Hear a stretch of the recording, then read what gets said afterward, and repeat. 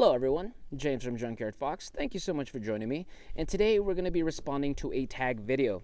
Now recently my buddy Leo from the Illumination channel went ahead and tagged me on what are my top 10 favorite backpacking and camping items. And I waited to respond to that during the appropriate time, which is when I'm actually out camping or backpacking, so you could see the items in action.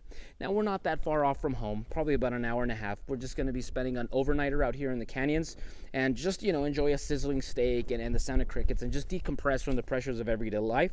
And that's might as well kill two birds with one stone and answer those top 10 questions. Those top 10 items. Now keep in mind those items are by no means in any form of importance. They're just the top 10 items. So without further rambling, let's go ahead and get started.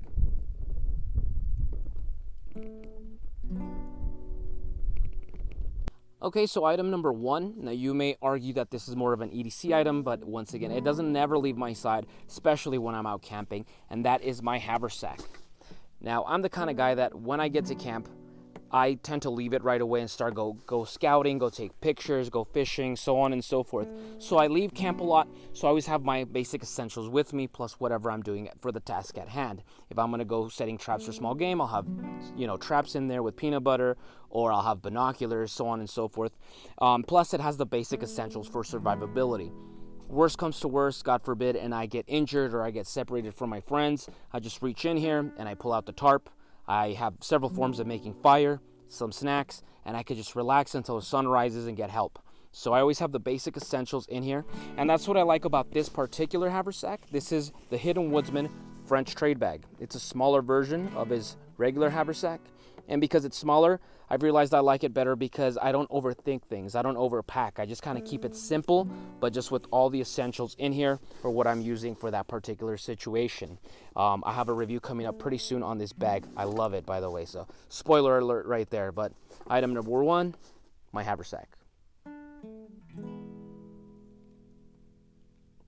Okay guys, so for item number two is the bushcrafter's favorite tool, which is the knife. Now of course everyone's gonna say, a knife has a million uses. None is that more relevant than when you're actually out in the field and away from modern conveniences, and you really have to use your knife, whether it's gonna be camp cooking, fish filleting, game processing, or something as just simple as just whittling on wood in front of the fire, carving a spoon, and so on and so forth. You really get a chance out here to really just get to know your knives and really enjoy them. So I just mean knife in general. For those wanting to know what I'm using particularly tonight, the Moroccanib Kanzball knife, which has become one of my favorites. It's no secret. I have a review on this blade, but I love it. So lightweight, so thin. That dual grind with that is a Scandi that turns into a flat makes it great for woodworking as well as game processing and fish filleting, camp cooking. I just love this knife. So check out the review if you haven't yet.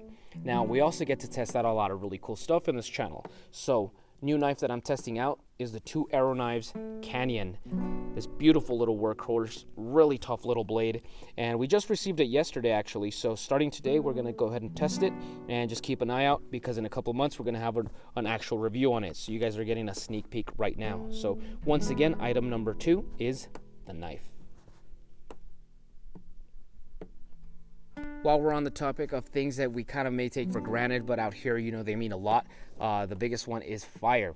Now, fire out here, once again, has a lot of uses just like the knife, whether it's keeping you warm or cooking your food, boiling your water, or God forbid you need to use it for signaling or, to fend off an animal.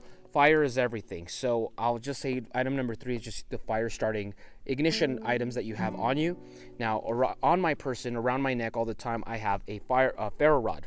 Now I take it off when I'm recording, so we have a microphone here, but I always have this on me. 6-inch ferro rod I got from Self-Reliance Outfitters a few years back, and of course this thing is just so reliable and so rugged. I mean, there's thousands of fires in here still waiting to be made, so really like this. Now of course this is, when I'm trying to keep my street cred and test my skills and all that, there's going to be days, especially in the mornings, where you're really groggy and you just want to get that fire going. So, as much as I like flint and steel and stuff like that, I'll always appreciate a lighter. So this is always on me on my belt pouch as well. So 2 forms of fire. Once again, I'll just keep this a little bit more general, but ignition sources, for me, it's my ferro rod and my lighter.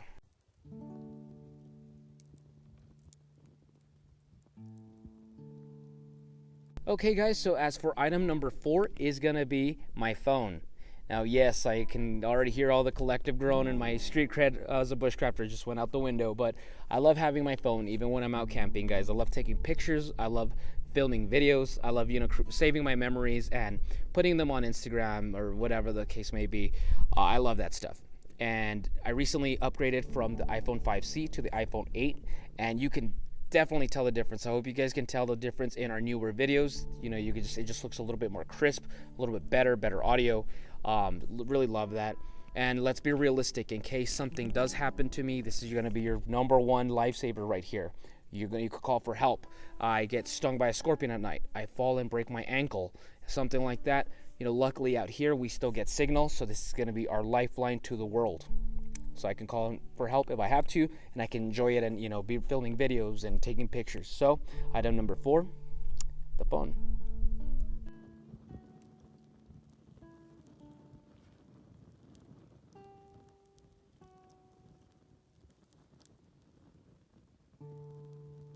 All right, guys, so let's get to item number 5 now. Keep in mind, we're talking about camping and, just doing something a little bit more relaxing. Now, if I am out roughing it out and I'm trying to, test my skills and stuff like that, there's been times where I just laid down on a sand hill, on a sand dune, right next to a fire, and I slept just fine. But if I am looking for comfort, this is my tent right here. It's a no-name tent from Target I got like 5 years ago. I believe it's called, the brand is called Embark. And this thing has been with me since I've camped in Ohio, many places in Texas, New Mexico, Colorado, Arizona. So tough little tent. It is a little small, but it is my home away from home. And once again, if we're talking about luxury, guys, I like to keep the creepy crawlers away. I want to keep all my stuff safe. If it's raining and all that stuff. So I love this little tent, and this rides in my truck at all times. So, a spontaneous camping trip, I'm ready. Shit hits the fan, I'm ready. As ready as I can be. But yes, my tent is one of my favorite items for camping.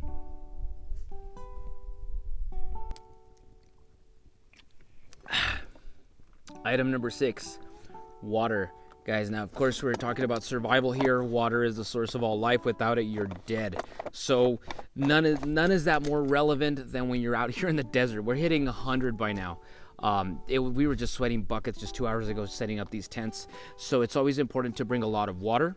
Now, of course, in my Haversack, I always have a small GI canteen and a metal cup. Now, water, if I have to boil it from a stream or a puddle, I have the metal cup, as well as, once again, we're camping, so we're gonna, you're gonna want to make some ramen noodles, you're gonna want to make some coffee, some tea at night, stuff like that. So, this works just great. Now, other than that, guys, we do like to bring ourselves, at least a gallon of water a day per person, because, you also gotta, wash your hands, wash your face, stuff like that, hygiene, and then in my vehicle, which is about half a mile away, so we're not able to film it, I tend to have one of those 5-gallon jugs of water that you just pay like $1.25 and you fill it up. It's purified water. So worst comes to worst and we need to use it, we have that water right there.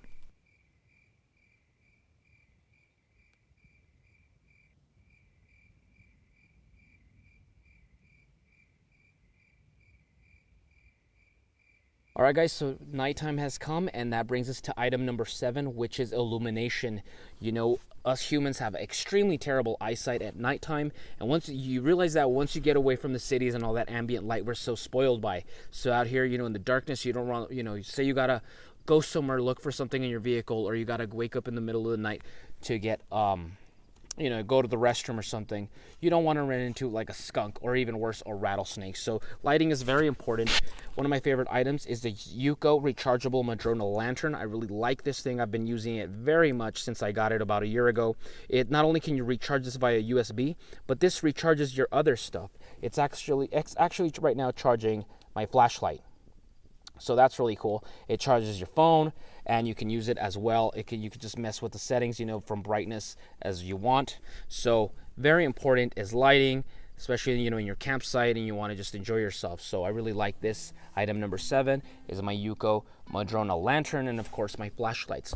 While we're on the subject, guys, I know you already saw this, but a trick I learned somewhere in some random article that I never tried before, but now we are, and I really like it, is check this out. We're using our waters with flashlights, and really gives this really beautiful ambient lighting out here. So it provides more lighting, and I think that's really cool. Okay guys, so talking about item number 8, and this is something extremely underrated, but you really learn to value it right away. As summer approaches, the nice weather approaches, a lot of us want to go outside and enjoy the nature, you know, the weather and all this stuff. Keep in mind, we're not the only ones. Bugs come out, and when you're out camping, when you're outside, you know, that's this one thing is the difference between an enjoyable evening or just an absolute nightmare. And I'm talking about bug repellent, or as we call it, bug juice. I have this in my Haversack at all times. I also have some in my truck because, you know, if it's raining, we're just getting bombarded by mosquitoes. If we're cooking at night and, you know, flies and ants, it's just once again a nightmare. So I always have this on me. Once again, it's not the coolest thing in my arsenal. You know, everyone wants to talk about knives and flashlights, but this right here, it's worth its weight in gold. Now, of course, we can go the old methods and use, you know, plants like creosote on fires and stuff, but sooner or later, you're gonna have to break out the chemicals when they get a little bold. So, bug juice, item number 8. So, item number 9 is toilet paper. Now, just like bug juice, guys, we could rough it out and use creosote or sage, you know, to wipe. But I personally, I've done it. I don't like it, you know. And if you're gonna be spending some time, serious time outside, sooner or later, when you gotta go, you gotta go. And you know, this is one of those things you forget about because you're so busy, you know, thinking about the snacks and all that cool stuff, the gear that you're gonna bring. But this is one of those things that you're gonna really value when you need it. So I mean, I always bring a roll of toilet paper. Of course, toilet paper has other uses. It's a tinder source to make a fire if it's, you know, fire's being stubborn, or you could use it for a first aid if you need to wrap something up. So there's a lot of uses, and I mean, toilet paper's everywhere, and it costs absolutely nothing, like 80 cents for like some cheapy roll. So I always have this in my pack, and I always have some in my truck as well. So item number 9, toilet paper. And for our last item, my favorite item from our camping and backpacking items, which is probably just for camping, is this bad boy right here. A nice cold beer. Now, I'm by no means telling you to go ahead and get wasted out in the wilderness and risk getting dehydrated or injured in some form. Of course not. But one of my most favorite things to do is just have a nice cold beer, get a very nice buzz, around a campfire and enjoying nature in the company of very good friends and all that stuff. So some of the most cherished moments in my life have been just having a beer around a fire with some friends. So once again, nothing too crazy, but cheers to everyone out there. Cheers to this video. And I hope all of us are getting out there for summer now. All right, so that's about the conclusion of this video. Now all I got to do is tag 2 channels like Leo tagged me. So let's go ahead and tag my buddy Jonathan from Wingman115, a great friend of mine. He's up there in California. So Jonathan, you have been tagged. What are your top 10 favorite items for camping and backpacking? Now, earlier we were also talking about the Hidden Woodsman Haversack and how much I love it. So let's go ahead and tag my buddy Malcolm. He's up there in New England. Not only is he an excellent designer and craftsman, he's also an avid outdoorsman as well. So Malcolm, you two have been tagged, buddy. So I can't wait to check out those videos. As for me, I'm just going to go ahead and make some dinner and relax for the rest of the evening. If you like this video, go ahead and give us a thumbs up. Comment below what are your top 10 favorite camping items. And if you would change anything on my list. Did I forget something? Anything like that? All right, guys. So once again, I'll see you guys next week. Now go outside and get your boots dirty.